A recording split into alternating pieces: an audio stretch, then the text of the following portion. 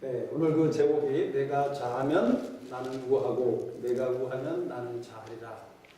그러니까 다른 말로 표현을 한다면 내가 왼쪽으로 가면 나는 오른쪽 길로 가겠다.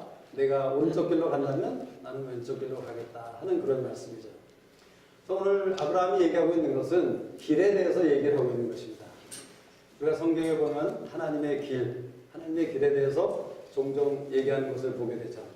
그러니까 하나님의 길을 알고 그 가운데 행하는 사람은 축복 있는 사람이라고 할 수 있는 것이고, 우리가 하나님의 길을 알지 못하고 구하지도 못한다면, 그래서 그 하나님의 길을 행하지 못한다면 우리는 아무리 믿음 생활을 할지라도 하나님의 뜻하시는, 또 하나님이 원하시는 그러한 축복된 삶을 우리가 누릴 수 없는 것을 오늘 이 말씀을 통해서 보기를 원하는 것입니다. 오늘 이 사건의 문제의 발단을 보면 5절과 6절의 말씀을 보시면 아브라함의 일행 롯도 양과 소와 장막이 있으므로 그들의 동거함을 용납지 못하였으니, 사실 아브라함이 굉장히 부자가 되었습니다. 아브라함이 하나님께서 내 친척 아비의 집을 떠나서 내가 명하는 그 땅으로 가라고 말씀하셨을 때 가나안 땅으로 가라고 하셨죠. 그래서 그가 가나안 땅에 갔는데 가자마자 어떤 일이 있었습니까? 가뭄이 있었어요. 그랬더니 가뭄으로 인해서 아브라함이 하나님께 여쭙지 아니하고 스스로 애굽으로 올라갑니다. 그래서 애굽에 가서 자기 아내를 자기 누이라고 거짓말을 하는 가운데 엄청난 수치를 당했지만 하나님께서 그 바로왕을 꾸짖으시면서 오히려 그 바로왕으로 하여금 이 아브라함에게 축복하게 하죠. 그래서 아브라함이 그 가나안 땅을 다시 애굽 땅을 다시 나와서 가나안 땅으로 다시 들어오는 장면이 바로 오늘 창세기 13장의 말씀인 것이에요. 근데 그가 이 가나안 땅으로 다시 돌아올 때는 엄청난 부자가 되었다고 말씀을 기록하고 있는 것이죠. 근데 사실 문제는 아브라함이 양과 소와 육축이 무지하게 많았기 때문에 문제가 된 것이 아니라, 우리가 5절과 6절을 자세히 읽어보니까 사실 문제의 발단은 무엇이었습니까? 롯이라는 사람이 그 가축이 많았기 때문에 그들이 동거할 수 없었다. 왜 우리가 이 롯이 문제인 것을 우리가 이해할 수 있는 것입니까? 사실 우리가 알다시피 롯이라는 사람은 아브라함의 조카였죠. 그 롯의 아버지는 일찍 돌아가셨습니다. 그래서 아브라함 삼촌 되는 아브라함이 그 하란 땅에서, 하란 갈대아우르와 하란 땅에서 결국은 그 가나안 땅으로 하나님의 말씀에 따라서 나올 때에 롯을 데리고 함께 갔던 것이죠. 사실 롯이라는 사람은 어쩌면 영화에 나오는 조역과 같은 사람이고, 아브라함은 영화에 하나님이 영화를 찍으신다면 아브라함은 주인공이라고 얘기할 수 있는 것이죠. 롯이라는 사람은 그다지 중요한 사람이 아니었습니다. 그런데 바로 이 롯이라는 사람이 하나님의 축복으로 인해서 많은 가축과 양과 소를 가지게 되었기 때문에, 또 장막을 가지게 되었다고 해요. 여러분, 장막을 가진다는 것은 무엇입니까? 장막 안에 누가 거하는 것이죠?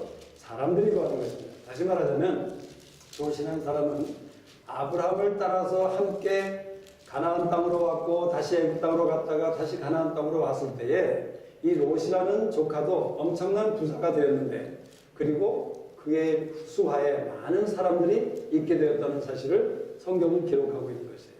근데 바로 그 롯이라는 사람이 그렇게 되었기 때문에 함께 거할 수가 없었다고 이렇게 성경은 얘기하고 있는 것을 보게 됩니다. 어떤 학자들은, 제가 그 찾아보니까 어떤 학자들은 그렇게까지 얘기하고 있어요. 이 롯이라는 사람의 그 종과 목자들이 아주 악한 마음과 잘못된 마음을 가지고 있어서 그 아브라함 주인공 된 아브라함의 목자와 아브라함의 사람들과 다투는 그런 일을 했기 때문에 그들이 더 이상 같이 있을 수가 없는 그러한 상황에 이르렀다라고 역사적으로 기록한 사람들이 있는 것입니다. 어찌됐든 간에 롯이라는 사람은 이 모든 사건을 볼 때에 자기가 아브라함과 함께 있음을 통해서 하나님이 주신 그 축복에 대해서 롯은 절대로 올바른 이해를 가지지 못했기 때문에 그로 인해서 그는 동거할 수 없는 상황 속에 빠질 수밖에 없도록 그 자신이 문제의 발단이 되었던 것을 우리가 보게 되는 것이죠. 우리는 이런 상황 가운데서 롯이든 아브라함이든 왜 우리가 같은 친족이고 같은 고륙이고 삼촌과 조카 사이인데 왜 우리가 함께 거할 수가 없는가? 왜 우리가 함께 동거할 수 없는가? 우리가 교회에서도 또는 어떤 공동체에서도 이런 일들이 종종 일어나지 않습니까? 한때는 참 사랑하던 사람들인데 한때는 함께 구역생활도 하고 여러 가지 단기 선교도 가고 믿음 생활을 같이 했던 그런 사람들인데 어떤 사건을 통해서 우리는 더 이상 함께 있지 못하는 그러한 일들이 종종 우리 가운데 일어난다는 것이죠. 사실 우리의 삶은 우리가 이해하지 못하는 이런 사건들의 연속인 것을 우리가 인정할 수 있습니다. 여러분이 한번 여러분의 삶을 생각해 볼 때 내 삶 가운데 일어났던 어떤 사건, 또 어떠한 일, 어떠한 상황들을 생각해 볼 때 아직도 그 상황이 왜 하나님이 그런 상황을 나에게 허락하셨는지 우리가 이해하지 못하고 어려워하고 마음이 답답할 때가 우리는 너무나도 많은 것이라는 것이에요. 중요한 사실은 우리가 그런 상황을 당할 때마다 내가 아브라함의 상황에 있든 모세 상황에 있든 어떤 상황이 있든지 간에 우리는 하나님께 왜 이런 상황을 허락하시는가, 이러한 퀘스천을, 이러한 질문을 우리가 해야 된다는 것이에요. 우리가 믿는 사람이라면, 그래서 하나님이 원하시는 그 길 가운데로 행하기를 원한다면 우리는 반드시 이러한 질문을 상황마다, 사건마다 해서 우리가 할 필요가 있다는 것이죠. 성경에서도 보면 우리가 이해하지 못하는 그런 일들이 많이 있었습니다. 누가복음 8장에 보면 주님께서 제자들에게 호수 건너편으로 가자라고 명하셨어요.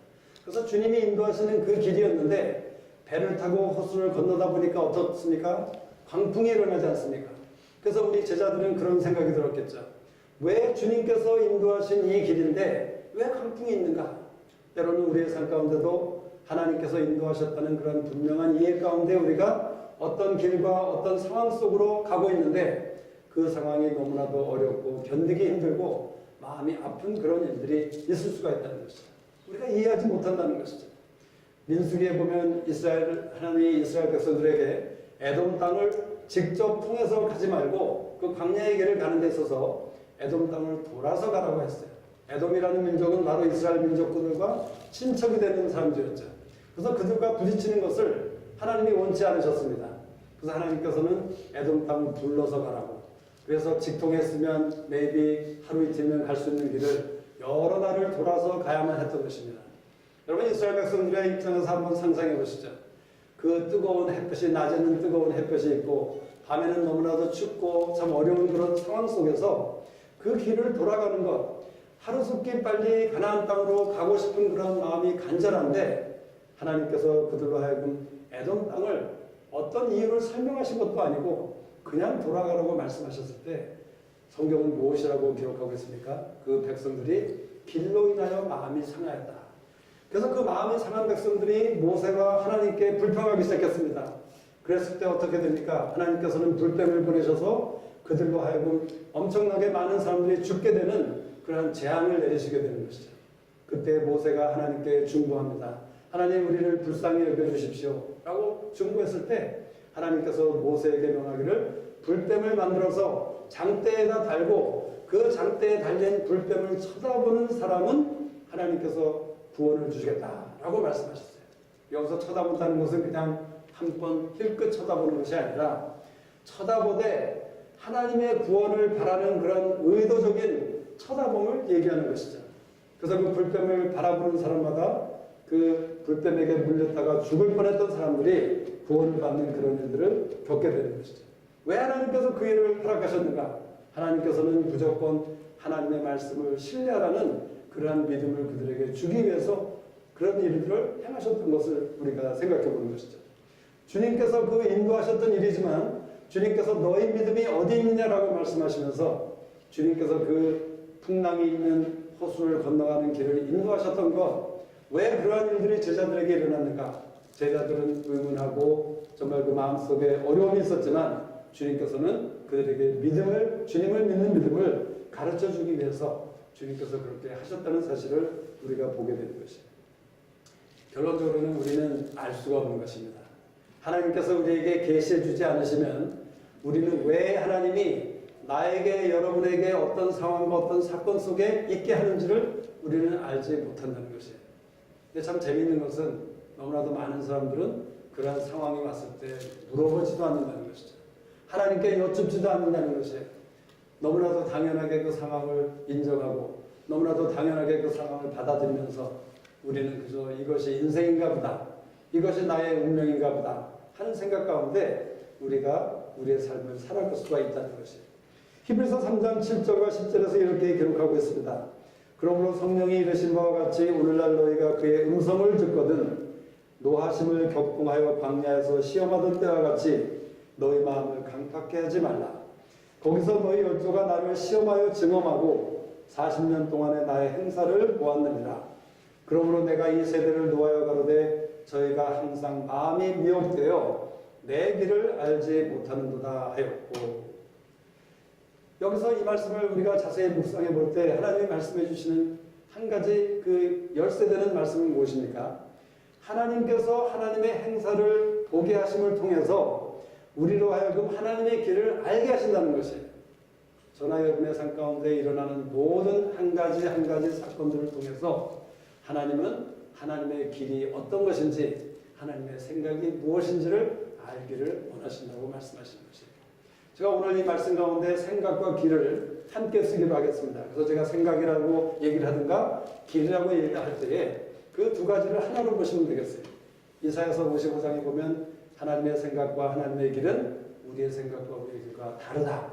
그래서 얼마나 높은 것이고 그것이 얼마나 확실한 열매를 맺는 것이라는 사실을 이사야서 55장은 우리에게 말씀해주고 있죠. 근데 이사야서 55장 첫 부분을 보면 주님께서, 하나님께서 그렇게 우리를 초청하고 계세요. 배고픈 자, 목마른 자는 다 나에게 나오라고, 값없이 와서 먹고 마시라고 말씀하십니다. 다시 말하자면 하나님의 생각과 길을 알게 되는 비결은 저나 여러분이 어떤 하나님 앞에 엄청난 대가를 지불해서, 또는 저나 여러분이 하나님 앞에 어떤 큰 일을 해서 하나님이 보시기에 칭찬할 만한 그러한 퍼포먼스가 있어서가 아니라 아무 대가 없이 하나님께 구하기만 하면 하나님께서는 그 물과 음식 되는 하나님의 생각과 길을 우리에게 알려주시겠다고 약속하신 것이 이사야서 55장의 말씀이라는 것입니다. 근데 이 히브리서 3장의 말씀을 보니까 우리 삶 가운데 하나님이 허락하시는 그 모든 행사 한 가지 한 가지 사건을 통해서 우리가 하나님께 여쭙고 하나님께 구하면 하나님께서 계시를 통해서 우리에게 그 사건 가운데 가지고 계신 하나님의 생각, 하나님의 길이 무엇인지를 우리에게 계시하시고 알려주시겠다고 약속하신 것이 바로 히브리서 3장의 말씀인 것을 우리가 믿어야 된다는 것입니다. 우리가 하나님의 길을 아는 자가 되기를 원하는 것이죠.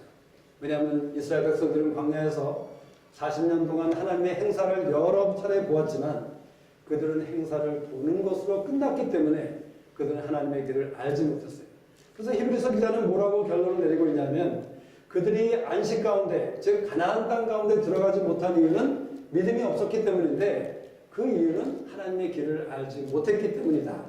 행사를 보았지만 행사를 보는 데서 그들은 그쳤고 하나님의 길을 알기를 원치도 않았고 구하지도 않았기 때문에 그들은 하나님의 약속하신 그 가나안 땅에 들어갈 수가 없었다는 사실을 기록하고 있다는 것입니다. 오늘 이 새벽에 저나 여러분이 하나님의 길을 알기를 원한다면 우리 하나님께 구해야 되는 것입니다. 하나님이 내 삶 가운데 행하시는 여러 사건들, 모든 일 가운데 하나님이 우리에게 길을 알려주시는 그 힌트가, 그 클루가 있다는 사실을 우리가 기억해야 되는 것이에요. 저나 여러분이 당면하는 어떤 상황들 가운데 하나님의 길에 대한 클루가 있다는 사실을 우리가 기억하는 것 중요한 것입니다. 그리고 또 한 가지 중요한 사실은 무엇입니까?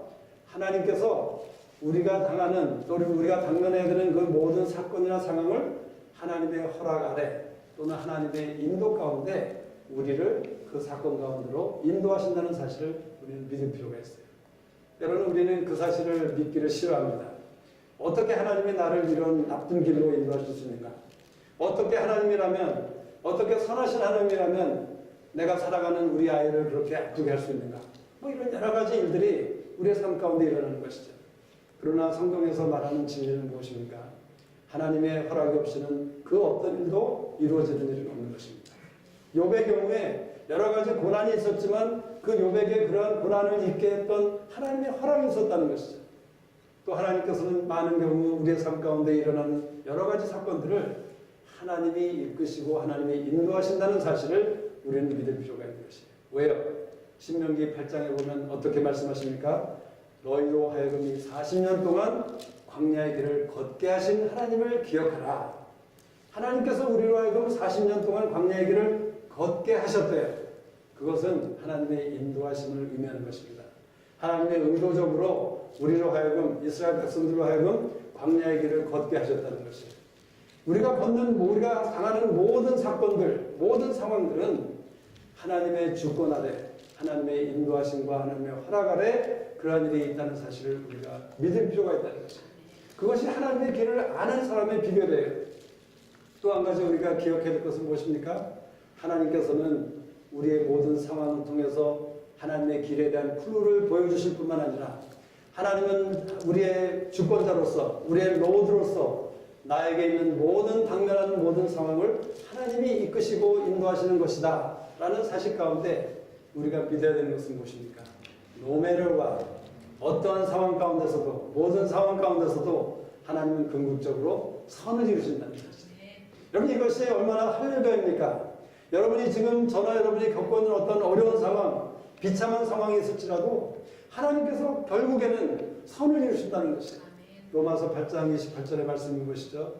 하나님의 아들의 이름을 부르는 모든 사람들에게는 모든 일을 합력하여 선을 이루시는 하나님이라는 사실을 우리에게 구약에서든 신약에서든 말씀하고 있는 것이에요. 신명기 8장에 보면 마침내 내가 너로 하여금 이 40년 동안 광야의 길을 걷게 한 이유가 있는데 그 이유가 뭐라고 말씀하십니까? 마침내 사람이 떡으로만 사는 것이 아니요 하나님의 입에서 나오는 모든 말씀으로 사는 줄을 알게 하려 하심이다. 그러한 선하신 목적이 있었다는 것이에요. 여러분, 우리가 하나님을 믿는 사람이라면, 여러분이 하나님의 자녀이고 하나님의 백성이라면 우리는 담대하게 그 어떤 상황을 맞을 수가 있는 것이에요. 그래서 성경은 계속해서 하나님을 믿는 자들에게 뭐라고 말씀하십니까? 가장 많이 듣는 말이 무엇입니까? 두려워 말라고 말씀하시는 것이에요. 하나님이 그저 할 이야기가 없어서 헛소리를 하시는 것입니까? 아닙니다.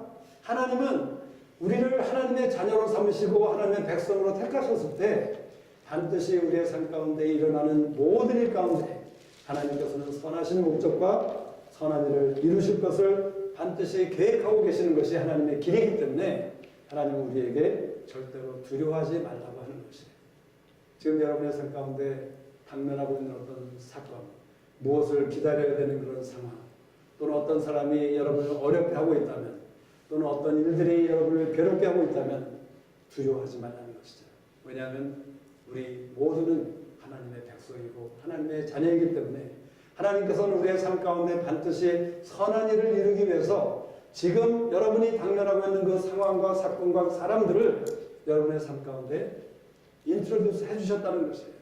그리고 그 가운데 하나님은 반드시 선한 일을 하실 것을 우리가 기억할 필요가 있다는 것이죠. 그래서 롯이 사실 믿음의 사람이었다면 롯은 어떤 일을 했었어야 되는지 하나님의 생각을 구했어야 되는 것이죠. 하나님의 길을 구했어야 되는 것입니다. 왜 우리 삼촌과 내가 영원토록 함께 있었으면 좋은데 왜 동거하지 못하도록 이런 상황으로 하나님이 이끄셨는가? 무슨 이유가 있을까? 생각해 봐야 된다는 것이에요. 그 창세기 12장과 13장에 롯에 대해서 나오는 가장 반복되는 말이 한 가지가 있는데 3번 반복되고 있습니다. 그런데 12장에 보면 롯도 그와 함께 갔으며 함께 갔다는 말이 있어요. 12장 4절에.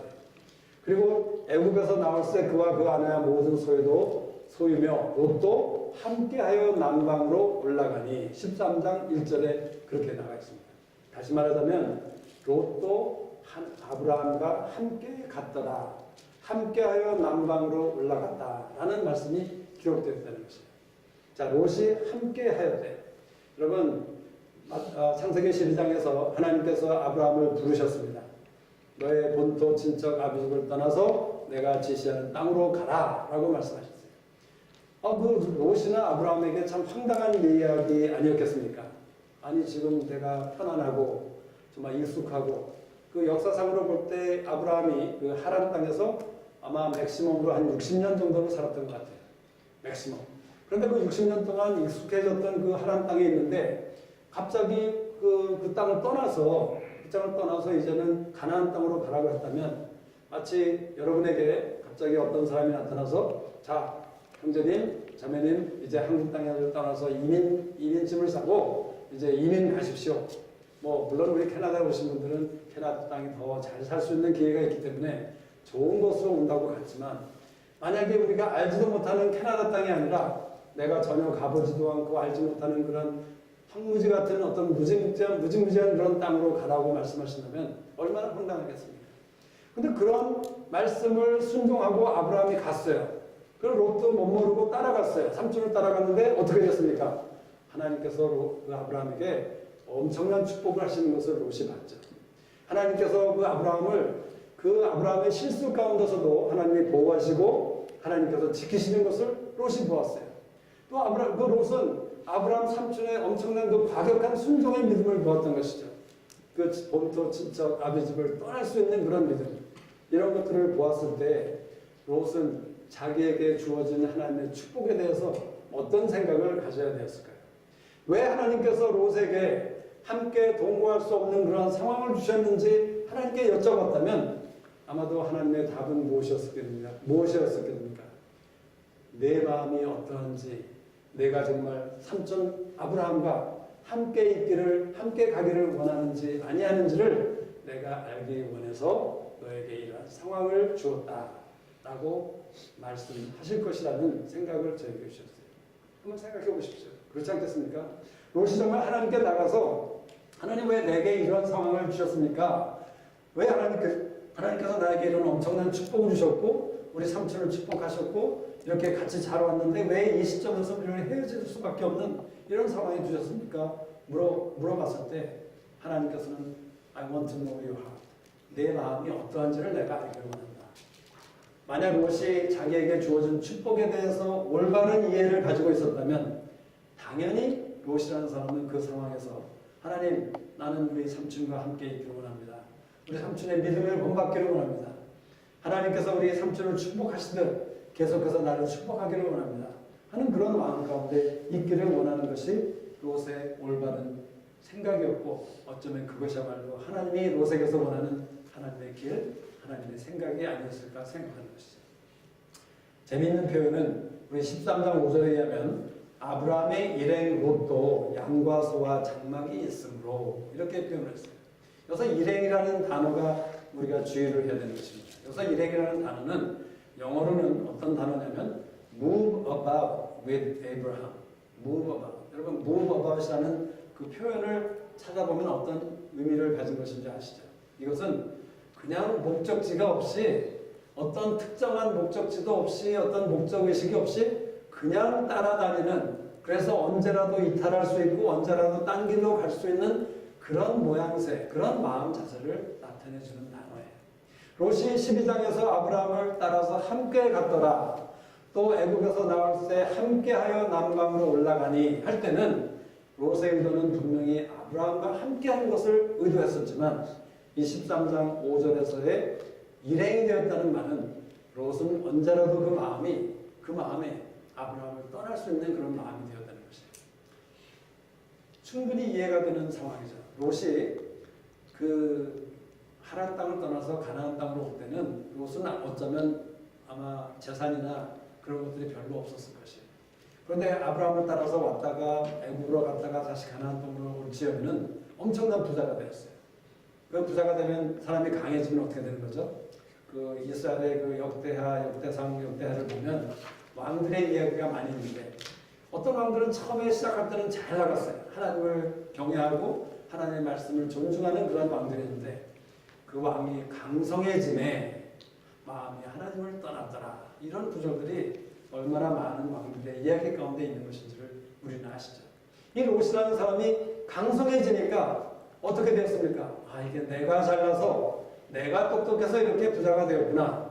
아브라함의 탓도 아니고 하나님의 탓도 아니고 이것은 온전히 나의 공로이다 하는 그러한 잘못된 마음 가운데 이 롯에게는 어느새 자기도 모르게 move about 하는, 이제는 아브라함과 함께 하고자 하는 그런 목적이 있는 사람이 아니라 언제라도 기회가 나면 나는 내 길로 가겠다 하는 그러한 마음 가운데 있었던 것이 롯의 상태인 것을 13장 5절은 우리에게 말씀해 주고 있는 것입니다. 사실 롯의 반응을 보면 롯은 자기의 이기적인 생각 가운데 자기의 유익만을 생각하는 가운데 자기의 갈 길을 정했던 것을 보게 되는 것입니다. 여러분 우리가 흔히 속담인지 뭔지 모르겠지만 얘기하는 것 중에 우리가 첫 단추를 제대로 끼지 못하면 어떻게 됩니까? 우리가 옷을 잘못 입게 되는 것이죠. 만약 제가 첫 단추를 잘못 끼면 이 옷이 똑바로 질 수가 없는 것입니다. 이 롯이라는 사람은 바로 죄의 생각으로 인해서 그 마음 안에 죄의 생각이 씨가 내리게 되었을 때에 그것으로 인해서 그의 시야와 그의 보는 모든 관점들이 크루킷, 구부러지고 잘못되고 컨퓨즈되고 흐려진 그런 상태로 되었던 것을 우리가 보게 되는 것이죠. 롯이 이기적인 생각 가운데 보았을 때 눈을 들어보니까 어떻게 됐습니까? 그 성경에 보니까 그 애국 자기가 보는 그 요단의 평지들이 그 애국 땅과 같았고 하나님의 동산 같다. 이것은 무슨 표현입니까? 그냥 인간이 생각할 수 있는 그 당시에 사람이 생각할 수 있는 가장 좋고 가장 아름다운 것을 의미하는 것이죠. 근데 롯이 그 땅을 보았을 때에 너무나도 아름답고 좋게 보았다고 얘기하고 있는 것이에요. 하나님의 동산 같고 애국의 동산과 같이 보였다. 자, 우리가 이것을 볼 때 생각나는 장면이 있죠. 창세기 2장인가에 보면 여자가 뱀의 꼬임을 받아서 죄의 유혹을 받아서 그 여자의 마음속에 하나님을 의심하는 생각이 죄의 생각이 들어오게 됩니다. 그 죄의 생각이 들어오게 되었을 때 그 여자가 동산 중앙에 있던 선과 악을 알게 하는 나무의 열매를 보게 되었어요. 이전에 그 나무의 열매를 보았을 때는 그저 그 나무인가 보다, 그 열매인가 했는데 이제 죄의 생각이 자기 마음속에 뿌려졌을 때 그 생각, 단추를 잘못 낀 가운데 그 선과 악을 맺게 하는 나무의 열매를 보았더니 어떻게 되었다고요? 먹음직도 하고 보암직도 하고 지혜롭게 탐할 만한 것으로 보였다는 사실을 얘기해 주고 있는 것이죠. 여러분, 우리가 어떤 하나님의 길을 구할 때 첫 단추를 잘 끼워야 되는 것이죠. 내 생각이 정말 하나님이 원하시는 그런 생각 가운데 이 길을 구하고 있는 것인지 아니면 나의 이기적인 생각과 나의 스스로의 생각 가운데 독립적인 생각 가운데 어떤 것을 생각하고 있는지를 우리는 살펴봐야 된다는 것이에요. 그 성경에 계속 보니까 롯이 다 떠나갔죠. 그랬더니 그 다음에 나오는 말씀이 무엇입니까? 소돔 사람은 악하여 여호와 앞에 큰 죄인이었더라. 자, 롯이 이제 소돔에 다 이르렀어요. 롯이 아브라함을 떠나서 조금씩 점차 가서 이제 소돔에 다 이르렀다. 해놓고서 그 다음에 나오는 말씀이 뭐예요? 소돔 사람은 악하여 여호와 앞에 큰 죄인이었더라.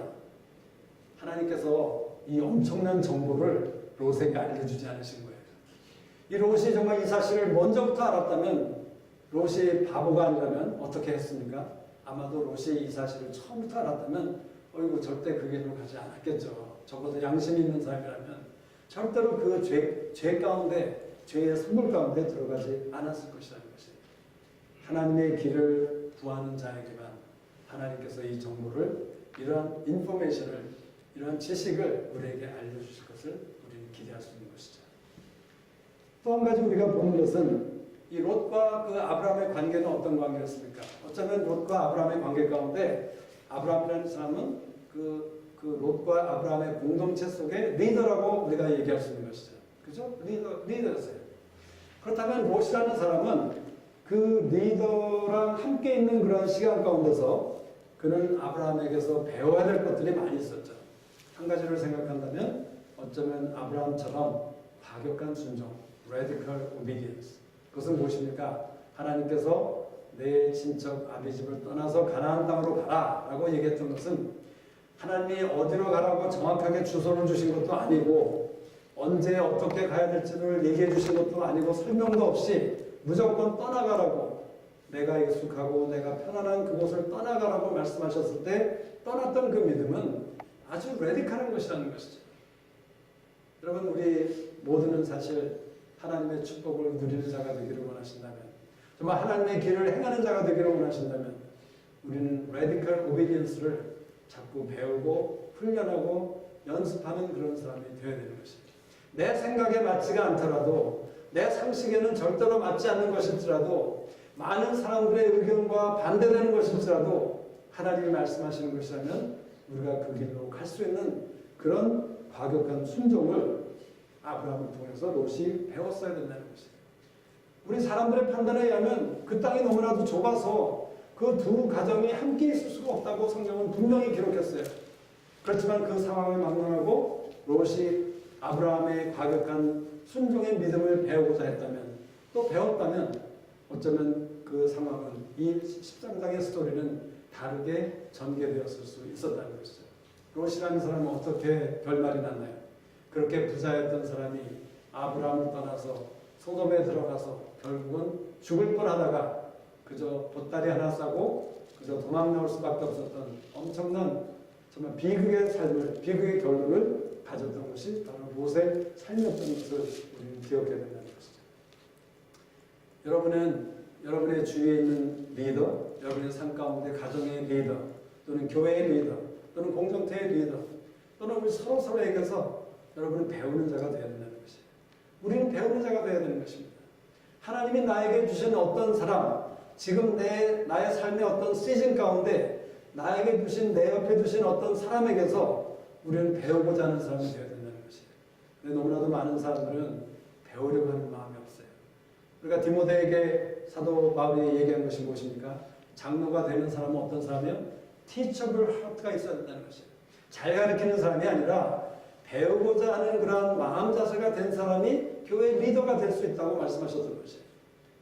여러분 안에 나는 이제는 괜찮아, 나는 이 정도면 됐어, 나의 것을 고집하거나 배우고자 하는 마음이 없다면 그것은 엄청난 문제인 것이죠. 엄청난 문제인 것이에요. 어쩌면 그것은 암에 걸린 사람과 마찬가지예요. 자기는 모르고 있는데 의사와 다른 가족들은 다 알고 있어요. 저 사람이 이제 암에 걸려서 얼마 남지 않았다 하는 사실을 알고 있는데 그 사실을 인정치도 않고 모르는 사람처럼 살고 있다면 어쩌면 그런 사람이 바로 teachable heart가 없는 그런 사람일 수 있다는 것이죠. 저는 이 YM의 몸을 담고 있으면서 우리 YM 리더들, 특별히 그 트레이닝 캠프에 오는 많은 강사들을 통해서 내가 무엇을 배우고 있고 무엇을 배워야 되는가 하는 것을 생각해 봤을 때 하나님이 분명하게 말씀해 주신 것은 하나님의 성품이었어요. 우리 여러분이 그 캠프에 나와 보시면 그 한 분 한 분 강사님들마다 그분들을 볼 때 특별히 조 프란테 목사님 같은 분을 보면 정말 그분은 통해서 우리가 예수님의 모습을 우리가 보지 않습니까? 하나님의 성품을 보게 되는 것이에요. 저는 그것이 바로 저에게 주신 숙제이고 제가 그들을 통해서 배워야 되는 그런 것이라고 생각을 하게 되었습니다. 하나님께서는 여러분의 삶 가운데 두신 어떤 멘토, 어떤 리더, 또는 함께하는 자를 통해서 배우기를 원하시고 그것을 여러분이 하나님께 묻고 배워야 된다는 것이죠. 여러분이 배우지 못할 때 우리는 광야에서 40년 동안 뱅글뱅글 도는 유리했던 그 이스라엘 백성들의 신세가 같이 될 수밖에 없다는 것이에요. 우리가 배우지 않는다면 우리는 배우는 사람이 되어야 될 것입니다. 반면에 우리 아브라함은 그 상황에서 어떻게 반응했습니까? 아브라함은 우리는 한 혈육이다 라고 얘기했어요. 영어로는 We are brothers. 한 형제 자매다. 우리 서로를 자매님 형제님 그렇게 부르지 않습니까? 주님 안에서 우리는 한 형제고 한 자매라는 사실을 우리는 믿고 있습니다. 그래서 그걸 믿음으로 우리는 선포하고 있는 것이죠. 한 고륙이라는 사실을 믿고 있는 것입니다. 이 아브라함의 고백을 통해서 아브라함이 어떤 것을 중요시하는 것을 말씀해 주시는 것인데 그것은 관계에 대해서 관계의 중요성을 얘기하고 있는 것이에요. 그런데 우리는 어떤 공동체 안에서 우리는 너무나도 쉽게 어떤 퍼포먼스나 어떤 일이 되어지는 것과 일이 되어야 된다고 생각하는 것 때문에 또는 어떤 업적을 이루어야 된다는 생각 때문에 우리는 관계를 경시하고 그 사람을 무시하는 그런 일들이 많이 있을 수 있다는 것이에요. 관계를 중요시한다는 것은 사람을 중요시하는 것이죠. 하나님께서 저와 여러분을 중요시하기 때문에 가치 있게 생각했기 때문에 우리가 아직 죄인 되었을 때에 예수 그리스도께서 십자가에 달리심으로 말미암아 그리스도께서 우리에 대한 사랑을 확증하셨다는 그 말씀처럼 하나님은 저나 여러분을 존귀하게 여기신 것이에요. 하나님은 저나 여러분을 신묘막측하게 만든 사람으로 말씀하시면서 너는 존귀한 자다, 너는 존귀한 딸이다, 아들이다 라고 말씀하시고 계신다는 것이에요. 그런데 우리는 그러한 사랑을 받고 있으면서도 주위에 있는 사람들을 얼마나 무시하고 그 사람이 무엇을 제대로 하지 못하면 그 사람이 무엇을 잘 못하면 우리는 그것에 대해서 판단하고 얼마나 정죄하는 그런 잘못된 일을 하고 있는지. 아브라함은 사람을 중요시하는 사람이었고 관계를 중요시하는 사람이었다는 것입니다. 그는 그 롯에게 내 앞에 온 땅이 있지 아니하냐 라고 그렇게 말하고 있어요. 이것은 무슨 말씀입니까? 아브라함은 내 앞에 있는 온 땅을 네가 다 차지해도 나는 괜찮다 라고 얘기한 것이죠. 무엇이죠? 주님께서 주님의 생명을 십자가에 달리심으로 말미암아 우리에게 구원을 주실 수 있을 만큼 사랑하셨던 것처럼 하나님이 그 모든 것을 우리를 위해서 주실 수 있었던 것처럼 아브라함의 마음도 비슷한 동일한 마음이었다는 것이에요. 내 앞에 있는 온 땅, 내가 다 취할지라도 I'm okay, that's okay. 그러한 넉넉한 마음을 가졌던 것이 아브라함의 마음이었던 것이죠. 여기 말씀해 보니까 그 땅에 가나안 사람과 브리스 사람이 살았다라고 얘기하고 있어요. 왜 갑자기 가나안 사람과 브리스 사람이 살았다? 가나안 사람과 브리스 사람은 이방인입니다. 다시 말하자면 이스라엘 백성들의 대적이라는 것이죠. 여러분, 우리가 믿는 사람들이, 믿는 형제자매들이 서로 다툴 때 어떤 일이 생기는지 아세요? 우리 옆에 있던 대적들이 그 틈을 보고 있다는 것이에요. 우리의 공동체나 우리의 교회가 다툼 가운데 있을 때 바로 그 브리스와 가나안 사람들이 옆에 있다가 그 틈을 타서 우리를 공격하기 위해서 틈을 보고 있는 그런 사실을 우리는 기억해야 된다는 것이에요. 우리가 믿는 형제 자매로서 절대로 우리는 다툼 가운데 있는 사람이 되어서는 아니 된다는 것이죠. 이것은 다툴 수밖에 없다. 그렇게 얘기하는 것은 우리가 하나님의 길과 생각을 무시하는 것이죠.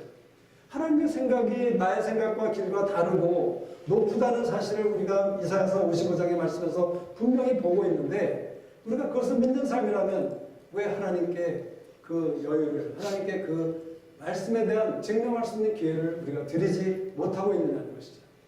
우리가 얼마나 많은 교회들이 다투는 가운데 갈려지고 나누어졌습니까? 우리 모두가 그것에 대한 책임이 있는 것이죠. 하나님의 길을 구하지 않았던 것이에요.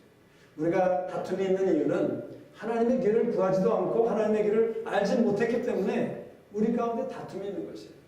정말 우리가 다툼이 있는 그 상황 속에서 내가 하나님의 길을 구하고 하나님의 길을 가고자 했던 사람이라면 절대로 하나님은 저나 여러분을 그 다툼 속에 어떤 사람으로 사용하지 않으실 것이라는 사실을 우리는 믿을 수 있는 것이라는 것이죠. 하나님께서 아브라함에게 나타나신 것이 언제입니까? 롯이 아브라함을 떠난 후에 하나님께서 나타나셔서 말씀하셨어요. 여기 말씀해 보니까. 자, 롯이 아브라함을 떠난 후에 말씀하셨다. 이게 무엇을 의미하는 것입니까? 롯이라는 사람은 무엇이죠? 제가 만약 아브라함의 입장에 있다면 롯이라는 조카를 생각할 때 그 조카 녀석 정말 불효가 지간하지만 정말 하여튼 망나니 같이 정말 은혜를 모르고 나의 은혜를 저버리고 자기의 욕심만 쫓아서 떠나갔던 그 롯을 생각하면 어떻게 되죠? 분노가 나죠. 마음이 상합니다. 억울해. 저놈 때문에 내가 얼마나 수고를 했고 얼마나 가진 위험을 다 겪었는데 저 롯이 나를 버리고 갔어. 그런데 하나님께서는 하나님의 길을 구하는 자에게 말씀하시기를 원하시는데 언제입니까? 그 롯을 떠나보낸 후에 말씀하신다는 것이에요. 다시 말하면 그 롯이라는 사람이 더 이상 아브라함에게 영향을 줄 수 없는 그러한 상황이 있을 때 하나님께서 말씀하신다는 것이에요. 저에게도 그런 상황이 있었습니다. 제가 어떤 사람에 대해서 정말 어떤 사람이 저에게 잘못을 했다고 믿고 있는 그런 상황들이 있었어요. 그래서 그 사람이 나에게 용서를 구해야 된다고 생각했어요. 근데 그 사람은 계속 변명을 하고 핑계를 대면서 저에게 용서는커녕 아무것도 이러지 않았어요. 그래서 제가 그 사람을 생각할 때마다 참 억울하고 참 부당하고 어떻게 하나님이 이런 일을 허락하실 수 있는가, 어떻게 그 사람이 그럴 수 있는가, 이런 여러 가지 생각들을 할 때마다 제 마음이 너무나도 답답하고 저의 사업뿐만 아니라 제 모든 개인적인 삶 가운데 마치 구름이 제 삶을 덮고 있는 것처럼 어둡고 침침하고 답답한 그런 상황이 적어도 1, 2년 동안 갔던 것을 저는 기억합니다. 근데 하루는 그분에게서 어떤 이메일이 왔어요. 드디어 자기가 잘못했다는 사실을 인정하는 그 이메일인 거죠. 그래서 제가 속으로 너무나도 기뻤습니다. 드디어 이분이 인정을 하는구나 하고서 제가 생각했죠.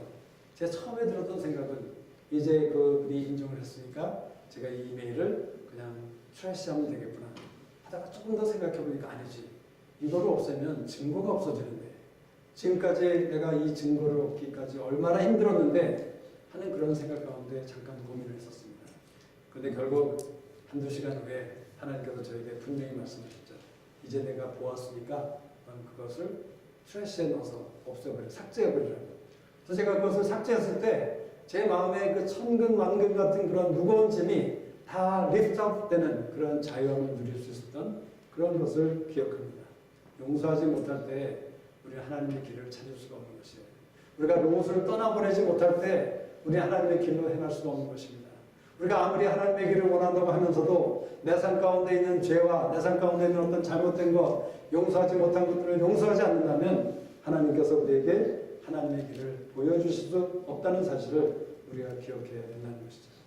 자, 중요한 것은 우리가 하나님의 길을 통해서 하나님이 인도하신, 아브라함에게 인도하신 땅을 생각해 보십시다.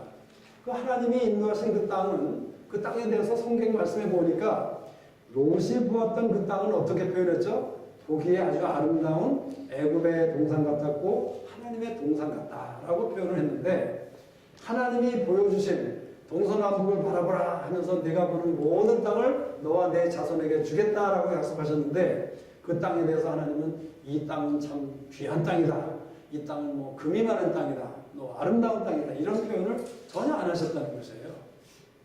역사적으로 보니까 이 아브라함이 갔던 땅의 이름이 뭐죠? 헤브론이라는 동네였어요. 헤브론. 근데 이 헤브론의 땅은 여호수아에 보면 우리 잘 아는 갈렙이라는 용장을 아시죠? 이 갈렙이 여호수아에게 와서 내 나이 80이지만 나의 건강은 예전과 지금이나 다를 것이 없습니다. 여호와께서 말씀하신 그 땅을, 이 산지를 나에게 기업으로 주소서라고 여호수아에게 요청하는 그 장면, 얼마나 그 장면을 생각할 때마다 우리가 막 감격이 되죠. 야, 갈렙 80세 때 정말 그 늙은 나이 많은 그 용장이 그 땅을 취하겠다고. 근데 그 땅은 성경에 보면 어떤 땅이었습니까? 바로 그 땅은 산지였어요. 그리고 아르바라는 자손들이 살고 있는 것인데, 아르바라는 사람들은 아낙 자손 가운데서도 가장 큰 사람들이라고 성경은 기록하고 있어요. 다시 말하자면 그 헤브론이라는 땅은 여호수아 시대에는 그 땅은 아주 높은 곳이었고 우리가 쳐들어가서 점령하기 아주 힘든 곳, 아주 어려운 곳이었어요. 그리고 거기에는 거인들이 살고 있었던 것이에요. 그런데 그 땅을 하나님께서는 뭐라고 아브라함에게 주시지 않습니까? 그렇다면 우리는 그렇게 아마 하나님께 불평할 수 있겠죠. 하나님, 이왕 주실 거면 좀 편안한 땅을 주시고 좀 넓고 기름진 땅을 주시지 왜 그런 헤브론과 같은 땅을 주십니까? 라고 얘기할 수 있는 것이죠. 근데 중요한 것은 무엇입니까? 우리가 하나님의 길을 구하며 그 길을 행할 때는 하나님이 주시는 땅은 그 어떤 것보다도 아름답고 귀한 것이 될 수 있다는 것이에요. 아름답고 귀한 것이라는 것이에요. 사실 헤브론이라는 말은 어떤 뜻인지 아십니까? 헤브론이라는 뜻은 그 말의 의미는 alliance, 동맹 또는 친밀감을 얘기하는 것이에요. 하나님께서 아브라함을 인도하신 땅은 헤브론이라는 땅인데 그 땅은 하나님의 친밀감이 넘치는 그런 땅이었다는 것이에요. 참 하나님은 얼마나 공평하신지 모르겠어요. 우리가 하나님은 공평하시다고 우리가 찬양하죠. 지금 아브라함이 어떤 상황에 있었죠? 롯을 떠나보냈어요. 그 롯이 자기가 사랑하던 조카였습니다. 얼마나 아끼던 조카였을까요?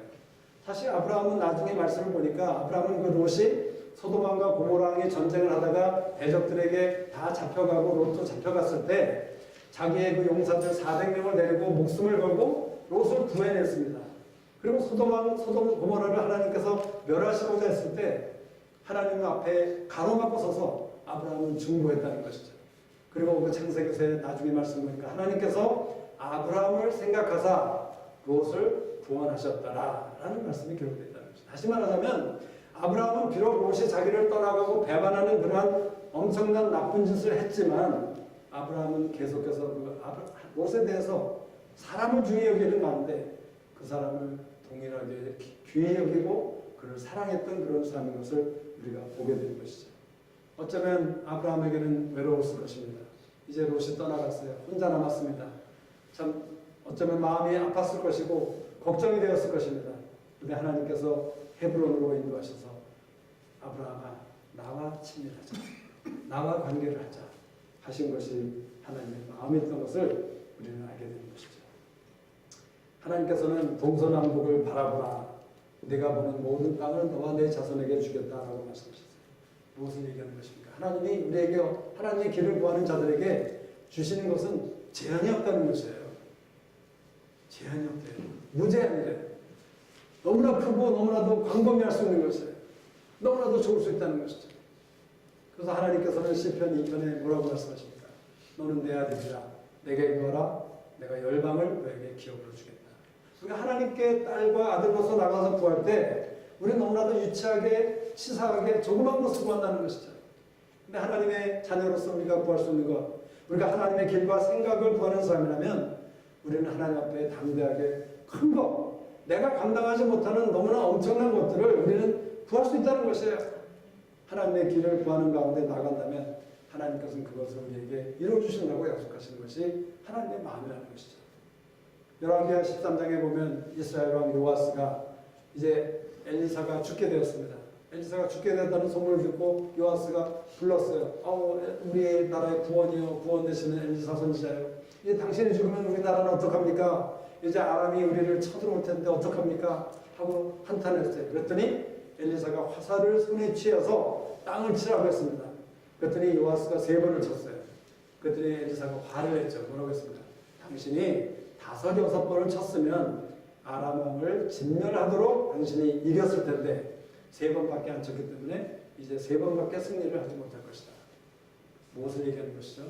하나님을 믿는 하나님의 백성들, 우리가 하나님 앞에 하나님의 길을 알고자 구하는 자라면 우리는 담대하게 큰 것을, 엄청난 것을, 많은 것을 구해도 된다는 것이에요.